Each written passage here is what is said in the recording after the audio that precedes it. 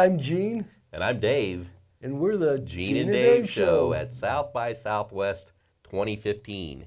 Wow, what a great South by we had this year, huh, Dave? Yeah, it was awesome. In this episode, we're going to focus only on the things that we did at South by Southwest 2015.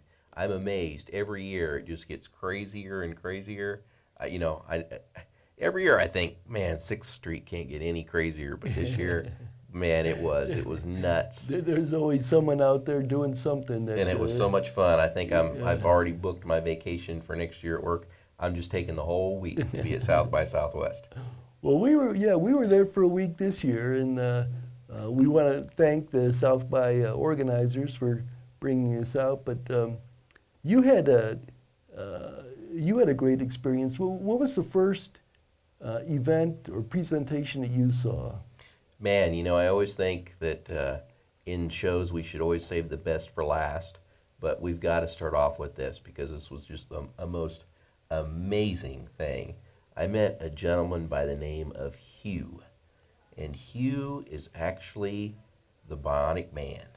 Really? The Bionic Man, yeah. And I got to meet him, and it was so awesome because even when I was a kid, Gene, every year for my birthday, when I was like 5, 6, 7 years old, I used a wheelchair even back then. In fact, here's a picture of me. Couldn't get the microphone out of my hands. This was me probably when I was about 6 or 7, and on the television at that time was the best show ever, which was the $6 Million Man.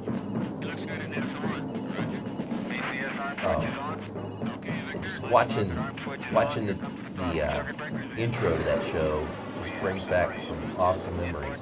Because I knew that if I could just get bionics, that I could be rebuilt again. I could be faster and stronger, and you could do anything. I could do anything. Yeah, exactly. I could do the things that even my friends, they could walk and run, they couldn't even do. I could always outdo them. And at South by Southwest this year, I got to meet Hugh, which is a real bionic man. He lost both of his legs while he was climbing, doing the crazy stuff that you do.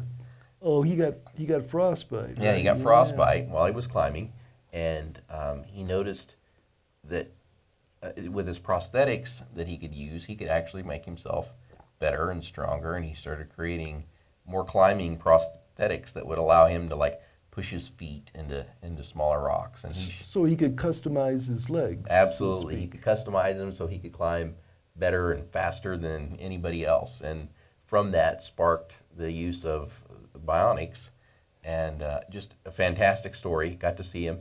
Unfortunately, though, our footage didn't turn out so good. We had some sound problems, but I was able to find this TED Talk from a year ago that it pretty much, he says the same thing in this TED Talk that he said at South by Southwest, and it's just a phenomenal story. So let's take a look at some clips from the TED Talk. It's not the entire TED Talk. I just took out some of the things that were most memorable to me, and let's check him out. This is Hugh. Bionics explores the interplay between biology and design. As you can see, my legs are bionic. Today, I will tell human stories of bionic integration, how electromechanics attached to the body and implanted inside the body are beginning to bridge the gap between disability and ability, between human limitation and human potential. Bionics has defined my physicality. In 1982, both of my legs were amputated due to tissue damage from frostbite incurred during a mountain climbing accident. At that time, I didn't view my body as broken. I reasoned that a human being can never be broken. Technology is broken. Technology is inadequate. This simple but powerful idea was a call to arms to advance technology for the elimination of my own disability and ultimately to the disability of others. I began by developing specialized limbs that allowed me to return to the vertical world of rock and ice climbing.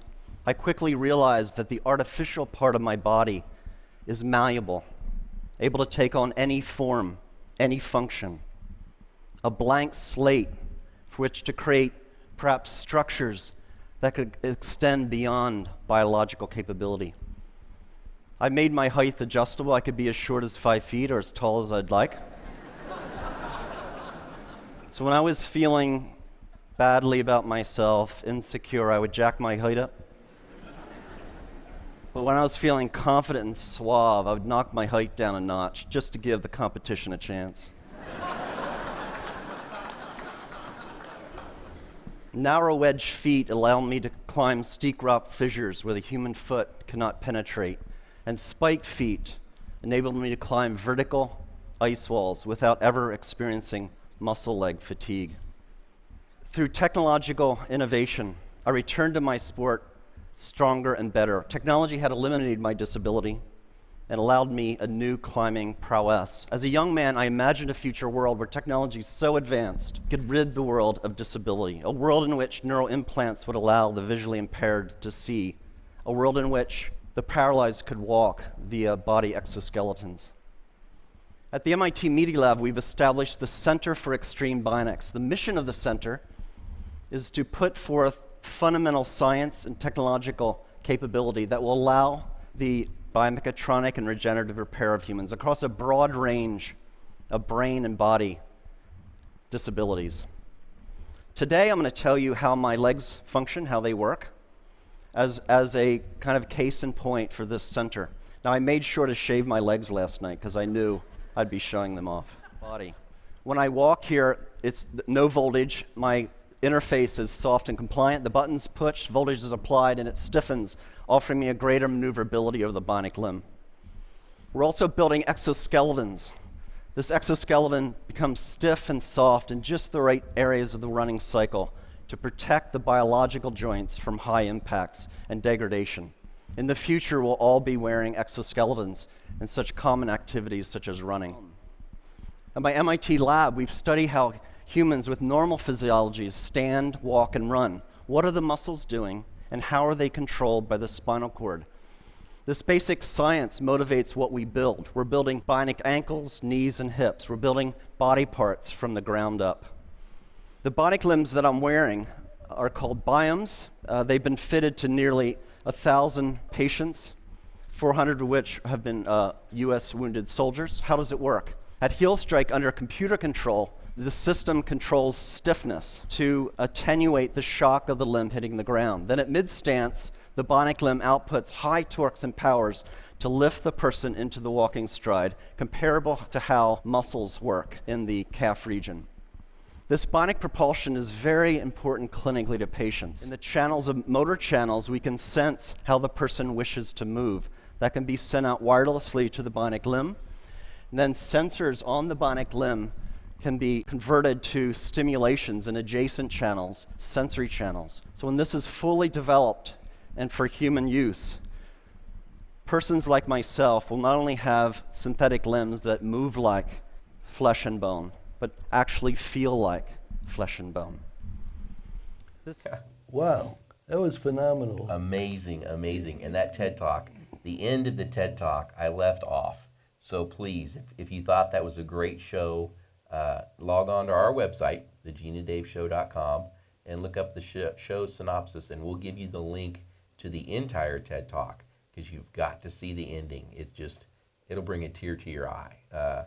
You definitely have got to see it, and I've got to get some bionics.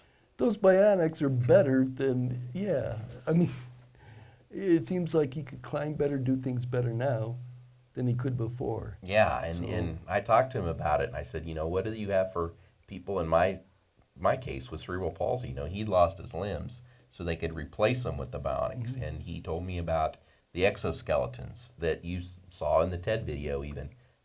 He said, everybody someday might have those to make them run faster. So I can't wait to get my hands on them. I think that it would just be so awesome. Well, I was injured in '72, and when I was in the hospital back then, they would put electrodes in my arm, and they would try and control them using different wires and switches to move my fingers. And it was just purely research back then. But that was, 43 years ago. So they've come a long way since then. They have come a long way. But, And you've come a long way, too. you know, the Gene and Dave show got a big surprise here, Dave. Now that we got a big budget, we can afford the Gene and Dave show dancers. Let's take a look. Check out these dancers. That's the dance, baby. Shake the stuff. So those are the Gene and Dave show dancers. Those are the Gene and Dave show dancers. That's all we could afford. We spared no expense. So Oh, when my I say goodness. no expense, I mean no expense. All right, all right. All right. So now, Dave, while you were watching The Bionic Man, I went to a presentation on grow homes. Grow stands for, let me make sure I got this right. Let me guess, they're growing marijuana in their homes? No, Oh. it's green, responsible, open. So that's what grow stands for. Okay. But the presentation was really aimed for, or about housing, particularly for disabled vets.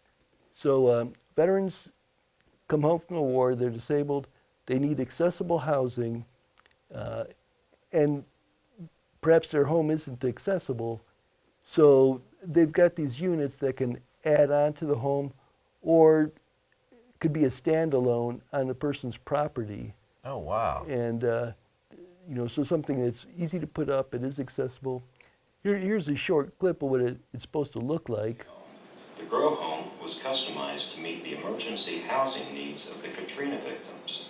The adaptable Grow Home shown here is fully customizable to meet the needs of the wounded warriors. It is designed to be freestanding or easily attached to an existing structure. Its sequential design allows it to grow as the homeowner's needs change. Was interesting how they're building this, and they talked about crowdfunding too. So, although they really talk about disabled vets, it could be anyone with a disability. You need accessible housing. If you've got a piece of property already, go on one of these sites to do crowdfunding, raise some money. You can buy these, get involved with this grow funding, and you'll have some accessible housing. That sounds really great, because just because a person becomes disabled and something as unfortunate as going to war and coming back home, you know, you don't always want to move out of your home just because some situation has happened. And, you know, if you can retrofit your own home, or at least stay on your own property by adding on something, man, what a great situation to be in. Yeah, but I know when I became disabled, there was only 2 rooms I could be in our home, because it wasn't built accessible. But yeah, it would have been nice to add on like that. But there was so much there. They built it as ADA homes, but we all know the ADA doesn't regulate housing.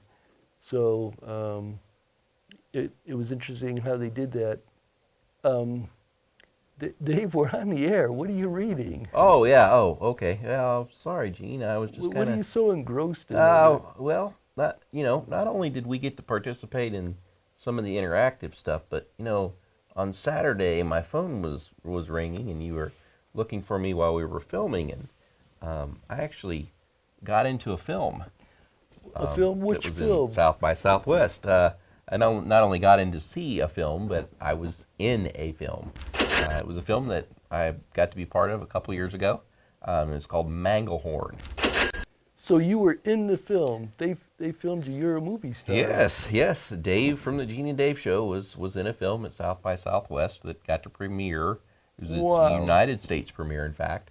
And I got to see it. And I got to work alongside of Al Pacino, which was fantastic. Just watching him work was amazing. And Holly Hunter, I got to meet her, which was another fantastic surprise. She actually came up and introduced herself to me while we were working on the set. You know, she came up and said, "Hi, I'm Holly." And I was like, no joke. And so it was an awesome experience. I'm in the film for about 2 seconds. So if you ever do get to see the film, don't blink. I'm in the scene where they go to the pancake breakfast. So look for Dave from the Gene and Dave show on the movie Manglehorn. I'll do that. That sounds great. Now, I remember that Saturday while you had disappeared for a while. I was trying to raise more money for the Gene and Dave show to pay for our dancers by picking up some change, doing some valet parking. Figured $35 a pop for valet parking is a pretty good price point. So how many cars did you get to park, Gene? How many were accessible that you could get in and actually drive? Okay, there weren't that many. Oh, okay. But you know, you got to try some new things. So at least we had enough to afford these dancers. Press the Dutch button. You wanna talk about the vendors at South by? Yeah, I was amazed at the interactive floor again this year. There's just always so much to see, and I'm always afraid that I'm going to miss something because it's huge, and there's millions of people there wandering around. But the thing that amazed me most this year are the devices that come out that people create that, they're not necessarily meant for people with disabilities. But when you see them, you just think, wow, this is something that, how have I lived my life without this? I could really use this device. And I know that other people with mobility impairments or, maybe even visual or audio impairments could really use to their advantage. And they weren't created with that in mind, but they're definitely useful for people with disabilities. I saw something called the Ring, and it was just a ring this gentleman from Japan wore. It had a button on it, and just by moving his hand around and then pressing a button, he was able to turn lights on and off, raise the volume on his stereo, Wow. interface with his computer. And I'm thinking there's so many people with disabilities that could use something like that. Here's a little clip of it in action. So Ring is a wearable device that you can control by gesturing your first finger. For example, like you do the gesture like this, so that you can turn on the TV and do the gesture, turn off the light. So you can control like home appliances, or you can send a Twitter, or you can play the game. Yes. Do the gesture and release. So we think that just one gesture. So you can like do like a triangle or maybe square or like a circle or star. You can make any customize. You can customize your gestures. Is there an accelerometer in there? Yes, accelerometer and gyro.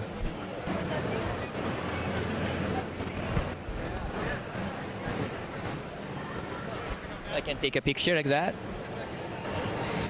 and also. So now I play the music. I change the volume like that.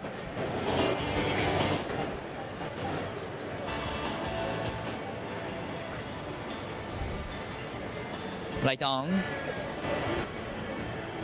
Light off. Cool. That is the Ring. Yeah.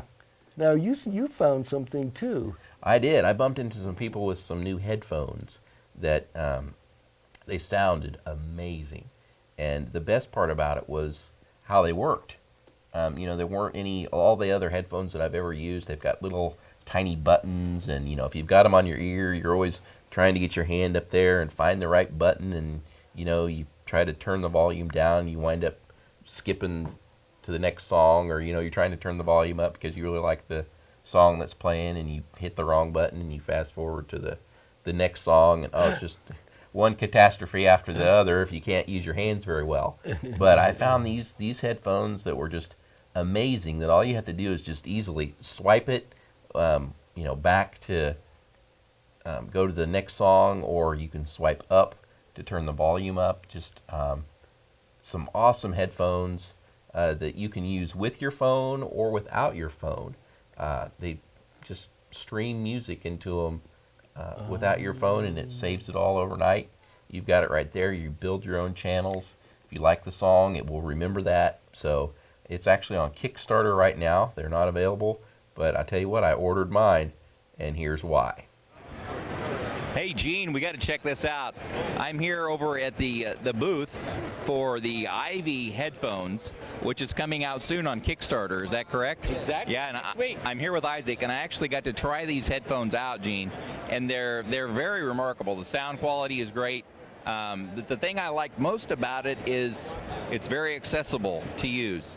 Even though my fingers with my CP, you know, my dexterity is not very good. So when I usually wear headphones, it's hard for me to find the play button, the rewind button, the fast forward button, the volume button, all of that. But with these headphones, it's just a simple tap if you like the song. If you don't like the song, you just swipe it. And there's a little dial on the side that you can actually change channel. That was still very easy for me to use. So these are very accessible headphones. And even if you're visually impaired, right? You had some people that liked them? Exactly. We got many people's attention this morning because people realized that, okay, listening to music can be easier because we maybe customized to us using smartphone, using a headphone, connecting them together, selecting music, etc. Then started to listen to music. But with our AV headphone, you can just take it on, the music is on. Because we believe that listening to music can be easier. Then we introduce the gestures, but it's not only for simplifying the interaction, but also learning your listening experience all the time. This information we collected will send back to the algorithm backend, so we can recommend you more sounds you like. Right. So it's a lifelong thing we are doing, for music lovers, music fans. So it's like building your own radio station without commercials. It's very right? much interactive radio station with high quality. And you get to hear different things rather than just the same Absolutely. old stuff. Yeah, the global sounds, because we're connecting to some global licensing platform, so the content will be feeding to you from different sources, including those indie sources. So we try to support the end users to be able to accessing those global music. At the same time, the global musicians get the chance to reach the ears directly. Fantastic. It is. All right, well, look for them, the Ivy headphones. Oh, Well, now I've got a question. Now, let's suppose me and my girlfriend are living together, and we only have one headphone. It is shareable because we had a jack there, so you can connect to your traditional headphone, enjoying the same sound together, two people. Yeah, this is sharing function. We didn't forget people's Lexi there because we buy a lot of headphones at our home. Right. So with this headphone, you can connect to speaker as well to enjoy the music in the whole room with your friends. So we're doing something shareable. This is our philosophy as well. Great. Do you have an actual product to show us? Oh yeah, we have a dark room here in this trade show, so you guys can step in. I'm not sure if this car is good enough to step in, but we can try to take it out. it won't fit. Can we bring them out? Just show it. Exactly. Show It's because we don't really want all the people to listen to this. Oh, yeah. I'm jamming South by Southwest. Now we got some headbanger music going. Yeah. I changed. Change to channel 2. Oh, So all now we're listening to some Eric Clapton live. Oh, yes. I like that song. He's right. So even you're doing something else, you can use your finger. Change it. Simple swipe. Oh, yeah, I get to hear it again. I like that song so much, I'm going to hear it over and over. Exactly.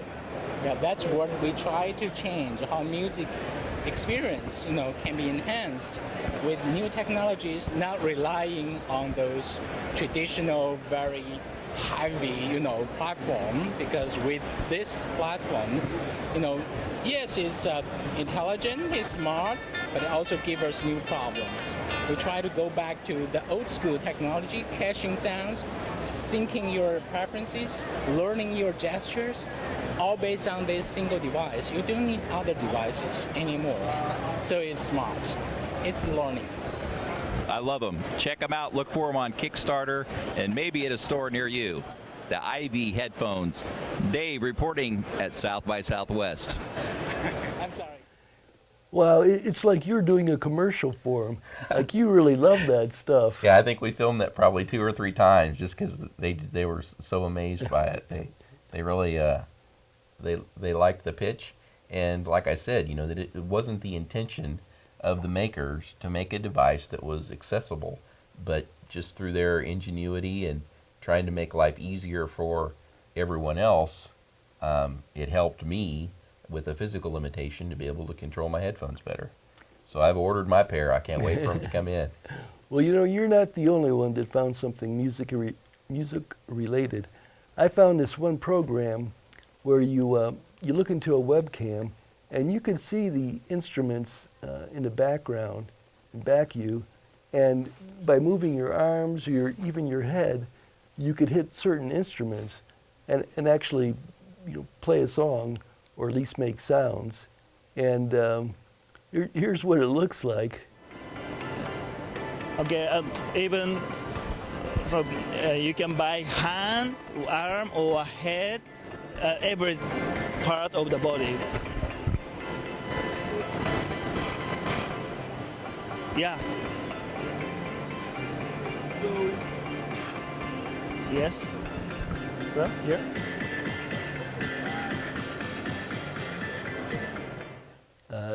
there I am moving around, hitting the various instruments. But the theme I'm getting from this year's South by Southwest 2015 is interfacing with computers without actually touching them, just using motion. So again, something that people with disabilities could really use. Yeah, So some really awesome stuff this year. So I was happy to see that. And hey, let's see those Gene and Dave Show dancers again. Oh, we can't have too many dance scenes. Press the dance button. Dave, there was this one company I found that called Sxsw, Exii from Japan, and it's nowadays it's cool to have a prosthetic limb. I mean, this guy had a prosthetic arm, and this company sells components for prosthetic limbs. If you've got a 3D printer at home, you can custom make parts for your 3D for your limb, however you want. You can make it really artistic if you like. Wow. For less than $300, and it was amazing. I went up to the gentleman with the prosthetic limb and I held my hand out and he shook my hand, and all of a sudden all these photographers jumped in. They had to see this, and so I interviewed him, and of course, being Gene from the Gene and Dave Show, I had to have him hold the Absolutely. mic. Right. That's the kind of showmanship we got on this show. So tell us the name of your company and what you're doing here. Can I answer? Yes, so, yes. Our company is called Sxsw. We are from Japan, and we are building 3D printed prosthetic hand. So this was printed on a 3D printer. It's 3D printed, except for motors and other electronic parts. And how much would something like this cost, this prosthetic? So for this prototype, it costs $300 for materials. That's very cheap, very Yeah. affordable. So That's so low cost. Thank you. Wow, my microphone costs more than that. Oh, really? Well, that's a good one, though. So this, it's such a, you're in the mainstream now, and this says a lot about prosthetics and about just how far we've come. So it's a pleasure to see you at South by Southwest. Thank you very much. And it's just good to meet our friend here. Yeah. All right, arigato. Good to hear that. Thank you. Arigato. Thank you very much. Yeah, just amazing. Prosthetics has come so far, and to have this on the main floor, I mean, years ago you wouldn't have seen something like that. at No, an not out in the interactive mainstream festival. like that, but yeah. It's a good thing he didn't have a bionic arm. He might have squeezed that microphone a little bit tight. You're right. But you know, David, there's a lot of people coming up with new things, and the one thing that South by does every year is they have the Dewey Awards. Absolutely, and you were there. I was there. Now, they present the Dewey Awards to people who have used technology to provide community service. They award 10 awards per year, and this year they awarded one to Libby Powell from London, England. Libby developed something called On Our Radar, where people anywhere in the world, people who are disenfranchised, including people with disabilities, can send tweets or email or photos or video of a certain situation. And so they've got people in all kind of remote areas of the world sending information on how they're getting along or the struggles they're having. Wow. Yeah, so it's really something to check out. On Our Radar. Now, I did interview a woman named Arizona Smith who was accepting the award on behalf of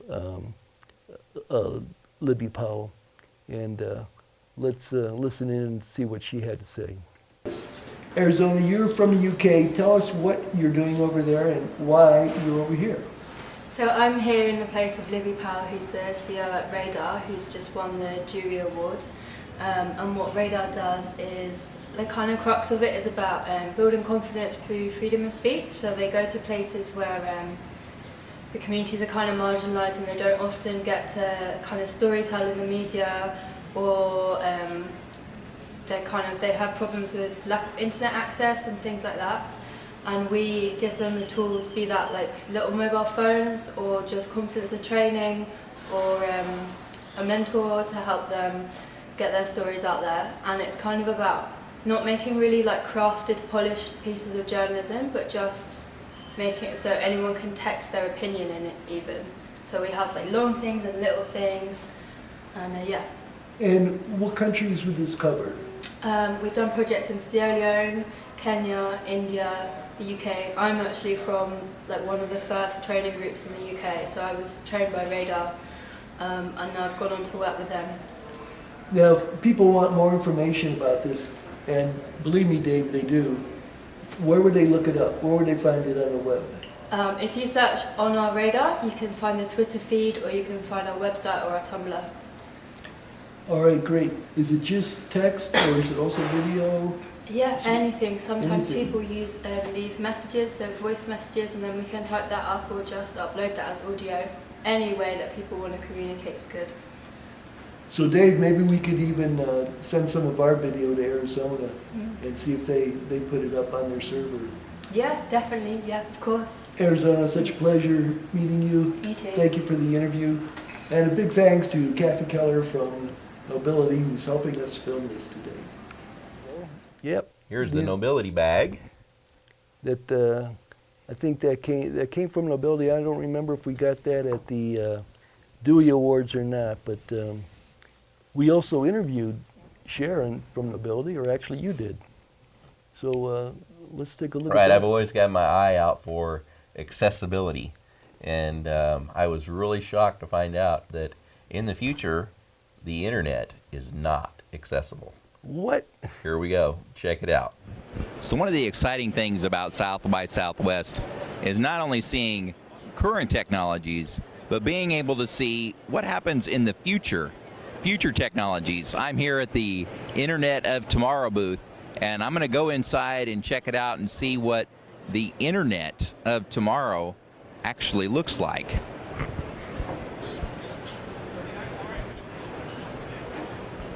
Oh, there's stairs. Uh-oh. It looks bad for the Internet of Tomorrow. Does that mean the Internet of Tomorrow is not accessible? Stay tuned. We'll find out. So right around the corner was Nobility, right after I figured out that the future of the internet wasn't accessible. I was not too happy, but I was really happy to see that right outside the doorsteps, literally the steps to the booth of the future of the internet, there was Nobility. So I went to ask Sharon, hey, what's up, Sharon? What about the accessibility of the future internet? And here's what she had to tell me. So Sharon, I see the Internet of Tomorrow over there. I was just over there at that booth, and I wasn't able to get in because there's stairs to the Internet of Tomorrow. What are we going to do about that? Well, Dave, you know that it's funny about how the Internet of Tomorrow and many of the people in technology just don't think about the needs of people with disabilities, and a lot of times it's not, you know, deliberate. They just, it doesn't occur to them. And so our job at Nobility, and what you all do so well too, is to just talk about, hey, you know, we're here, we need access to, and help them understand what it means and how to provide that kind of access. For example, you don't come to a tech show with a place where you can only get in using stairs. And wouldn't you think by now, with the ADA and everything, they would know that. And so Nobility's job, since the Internet is being used in the way that it is to make sure that as they're building these new applications and all this technology innovation and thinking about these things, that the needs of people with disabilities are considered first and built in along with every other consideration they would make. Fantastic. And Nobility can tell you how to do that. And Nobility can absolutely tell you how to do that. All right. How do we contact Nobility? We are nobility.org, KNOWBILITY.org, and we're all about disability, community, and technology. Fantastic. Thank you, Sharon. It's always a pleasure, Sharon. Thank you so much for being here and doing what you do. Well, you know, Dave, we were at South by Southwest for a couple of days, and actually I went back there and I found a ramp. They fixed it. They fixed it. That's it. Yeah, they made it accessible. Oh, they man, I'm put so a glad to ramp know in that the, now that they have the knowledge, I'm sure that because they heard me talking to Sharon, that's good. now they have the knowledge, and they built a ramp right there at South by Southwest thanks to the Gene and Dave show.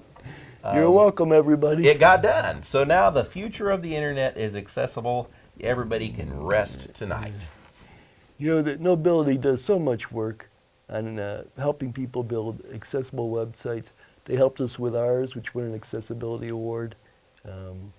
So we're glad to have Sharon here in town. And Desiree as well. So we interviewed, you interviewed Sharon then? And then we talked to Desiree as well. Yeah. And I tell you what, they are definitely accessibility heroes. And Desiree had one of her proteges with her. She did. Nikki. And let's meet Nikki. We're here at South by Southwest at the Nobility booth. You know, Dave, we've seen so many booths here, and they're giving out so many promo items. Here at Nobility booth, they're giving out babies. Now, I just got this baby here. I think I'll name her Nikki. Hi, Nikki. You say hi, Nikki? She's pretty excited. I can't wait to strap her on my backpack. Gene, I hate to tell you this, but I don't think that Desiree is going to give away Nikki. Oh, Desiree was here first? Yeah. She claimed dibs on Nikki? Yeah, she's answered the chicken or the egg come first. Well, she got a baby last year. I know. And here we are again. Repeat performance is kind of like deja vu, right? She got a baby 11 years ago. What's up with that? Come back next year and we'll see. Maybe there'll be another one. No, we're done. All right, well, Desiree, who are you and what do you do? Well, lately what I do is chase kids around the house, but I'm here actually representing Nobility, of course, and showing people how their websites work using screen readers and Braille and all kinds of fun stuff. And recently we've been doing a lot of testing for various web developers and educational platforms and trying to kind of make everything more and more accessible. And we're starting to do more with iPhone apps and iPad apps, Mac, that kind of thing too. So opening up to not just JAWS and Windows, but other things as well. So Desiree, how does someone that's blind read the internet? Well, as long as it's coded correctly, I'm able to go on using my screen reader that's called JAWS for Windows or VoiceOver on the Mac, or NVDA or various choices. Product endorsement, ka-ching.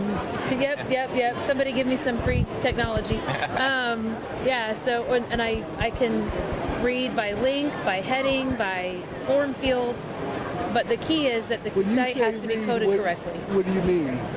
I can listen to it. Okay, so this computer will read out loud Yes. what you're viewing on the screen. Yes, or I can also use a braille display and read it that way. Now, how does the Braille, how do you get that feedback from the computer? Well, the braille display runs through the screen reader, so JAWS has a driver for the braille display. So everything that you hear with JAWS, you actually can feel on the braille display. That sounds similar, something similar to refreshable Braille? Yes, it's exactly the same thing, yeah. Well, it's always fun to talk with Desiree. It is. What a great, the entire family. What a great family. And you know what, the thing that amazes me about Desiree is she knows how to do so much more with a computer than I do. And being blind, I would think she would have trouble with apps, using apps and certain software, but with the voice controls and such, she can do everything. She even edits her own music. Yeah. She records the music, she edits. It's just amazing. All of her Apple devices have definitely changed her life for the better. Now, while you were getting interviewed, I took a break and was outside on the sidewalk getting hassled by the police for having a motorized vehicle outside there on the sidewalk. But actually, the police did a wonderful job, and they obliged us by being in this photo. So hats off to the Austin Police Department. Thank you for being Gene and Dave Show fans. Now, Dave, there's something that I think you should get involved in, and that's something that we saw at South by Southwest called Vocal ID. Yes. Where Giving people their own voice that don't necessarily have a voice. And this was phenomenal. And, you know, it's such a great concept to be able to mix someone's voice that has trouble speaking with someone with a great speaking voice to come up with their own voice, so that if they use some type of augmentative communication device, which is the full term for it, you know, it doesn't necessarily have to sound like a robot anymore, which is great, because nobody wants to just go around sounding like a robot and having it talk for them. Exactly, yeah.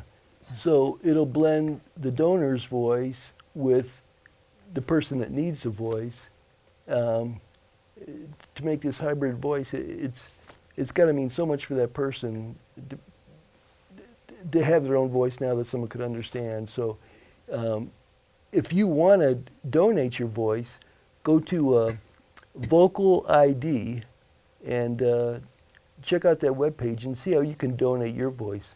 You got a great voice, Dave. I'm sure a lot of people. Now, Dave, you and I both used virtual reality headsets. You wear a headset, it covers your eyes, and you see a virtual world. I mean, it looks 3D.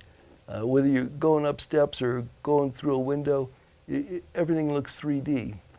But this one company, Fove, F-O-V-E, has a headset. It tracks the movements of your eye. And here's the big plus I see in that. When I used virtual reality headsets before, I could see things, but I couldn't activate anything. I couldn't press any buttons, couldn't reach the keyboard, couldn't do anything with it. But this program, it tracks your eyes. First they put the headset on you, and then they do this exercise with you're supposed to follow this blinking dot with your eyes. Look to the left, look to the right, just with your eye, right? Yeah. And then once they track it, they turn this game on, and I'm blowing up these little spaceships just with my eyes, just following it around on the screen, blowing them up, and it was like so amazing. I could do all this stuff just by looking. Again, all hands-free. So. Very cool. Yeah. It was really amazing the stuff they're coming out with. again. Hey, how about some more of those Gene and Dave Show dancers? Let's see them. Press the dance button. Shake the stuff.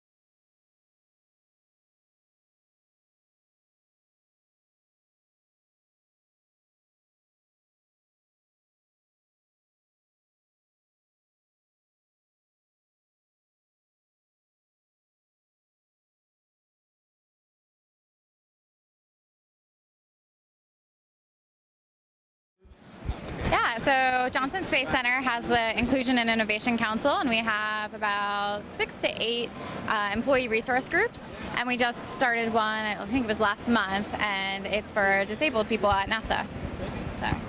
So people to work at the Johnson Center? At the Johnson Space Center to kind of have a community, and then also just a resource group and kind of identity and voice at the center. And I'm always on to NASA about getting us back to the moon. I want to get on the moon because I'll be able to walk up there on 0G. I think we have a picture of us, or even a clip of us on the moon. That's right, on the moon. This message goes out to Dennis Burrell of the Coalition of Texans with Disabilities. Dennis, a few years ago you sent people to Mount Everest. Well, this time, how about sending them to the moon? Here's one wheelie for Dennis. And one giant donut for CTD. We're ready to go, Dennis. Send us to the moon. We really go a long way for our show. We do, all the way to the moon.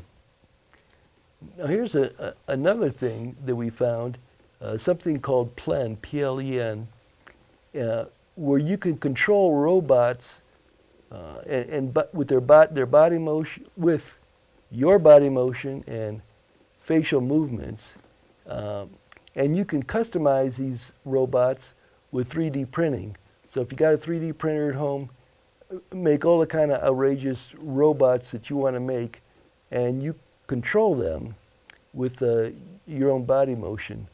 And what they said is, we do not believe that robots should replace people, but that they should complement our abilities. So I'm thinking folks like me and you with disabilities could just use different motions to get these robots to do work for us. We would like to have the more open robot for everybody, and so we are running the Kickstarter campaign as a Plan 2. So Plan 2 will be open for everyone. So we will provide the some sensors connection, like using this Kinect sensor to understand the human motion, and at the same time we use the pyroelectric sensors to understand the gesture, and also we use the mind wave sensors to understand the people's concentration. And if the person concentrate enough, the robot can understand your intention. So now you were demonstrating here a little while ago someone just using their motion, just using their hands and arms can actually activate the robot and get the robot to move around. And now you've also developed a sensor, a mind sensor that can wirelessly tell the robot what to do. Yes.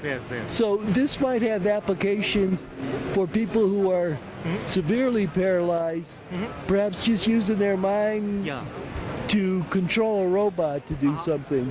That is incredible. That's awesome. Fantastic. Thank you. We should have bought about 10 of them, and they could have been with the Gene and Dave Show dancers. Good one, Dave. Do we have another clip of the Gene and Dave Show dancers? We sure do. Press the dance button. Shake your stuff.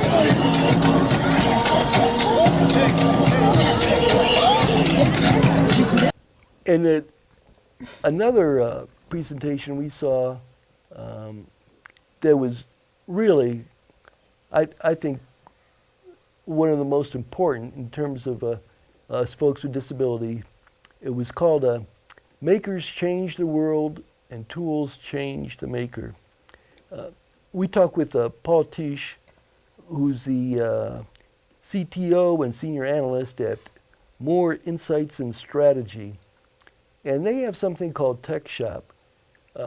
What it is you pay a monthly or annual fee, you go into this tech shop, and they've got all the materials, they've got all kind of people with all kind of backgrounds, and you could go in there and say, hey, I've got an idea for a wheelchair to go up really steep hills or go over curbs or whatever, and they'll help you get set up with whatever you need to do. Maybe you need to help with the designing it. They'll introduce you to folks who can do that.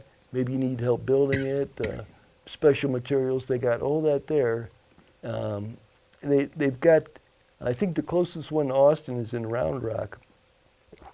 But, so if you've got an idea for a special product, you're someone with a disability, let's say, I mean the tech shop's meant for anybody, but it could be especially helpful for those of us with disabilities. We talked with Paul. Here's a clip. Places like Tech Shop offer a good environment where you can go in and work with people who are already there. They're dream consultants, can help you realize your ideas, even if you can't, if you don't know how to use the tools, if you need help using the tools and executing your idea. There are also people who are around just doing the normal course of the day who are friendly and helpful. It's kind of a collaborative environment. So it provides a good kind of unstructured but yet helpful place for people to go who don't know what to do, who perhaps can't operate certain types of tools to get the help they need. So fantastic. So even if these are products that may not be commercially viable, but still could be something that select segment of the community could do something with disabilities. Sure. Now, the whole point of Tech Shop and these emerging maker spaces is that is actually kind of the opposite of commercial products. Everybody has ideas that are worth pursuing, and so the ability to realize your idea, in many cases, is dependent on access to knowledge you don't have tools that you can't afford. And so Tech Shop is a great place to go. We have access to millions of dollars worth of tools, and you have access to people in the shop and their dream consultants that can help you put your idea together. And it doesn't matter how far-fetched, impractical, or even useless. If it's your idea, you want to make it happen, they're there to help. Paul just sounds like a really congenial young man willing to help out. So if you've got an idea for a product you want to make. Yeah, there's all kinds of ideas that I always have, so I'm definitely going to keep his number in my Rolodex. And if I ever think about it and want to actually put pen to paper and build something, I'm going to call Paul. Good call, Dave. Good all right. Call. Well, that's about all the time we have for this show. So we want to say so long, and thanks for watching the Gene and Dave Show. Don't forget to check out the website if you haven't already, or even if you have, go there again. And you can watch this episode. The full episode will be on our website. It will also be closed captioned. And you can find out more details about everything that we've mentioned in this show if you want to go to people's websites, if you want to order those headphones we talked about, or if you want to see the clip of the Bionic Man. It's all there in the show synopsis, so go check it out. And until next time, we'll see you on the Gene and Dave Show. Thanks for watching. Adios, everybody. This program was made possible from the support of VSA Texas and Amerigroup